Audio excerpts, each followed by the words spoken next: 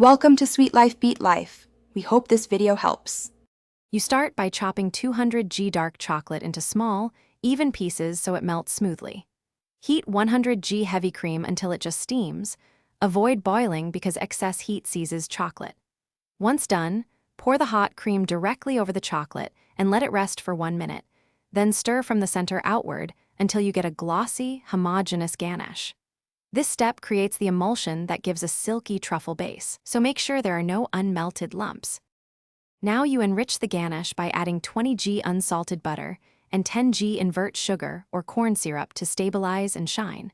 The fat and sugar improve mouthfeel and texture. Once the chocolate cools slightly, fold in flavorings like 1 tsp vanilla or 1 tablespoon liqueur for complexity, but avoid alcohol while very hot. Cover the bowl with plastic so it doesn't form a skin, and chill for 2 to 3 hours until firm enough to scoop. This chilling controls shape and ease of handling. To finish, scoop the chilled ganache using a small spoon or a 10 mm scoop and quickly roll between your palms into tight spheres. Speed prevents melting. Immediately roll each truffle in cocoa powder, finely chopped nuts, or dip in tempered chocolate for a crisp shell. Cooling on parchment helps maintain shape. If a truffle cracks or feels dry, warm it briefly in your hands or zap for 3 to 5 seconds in a low-power microwave and re-roll. This fixes texture without over-softening.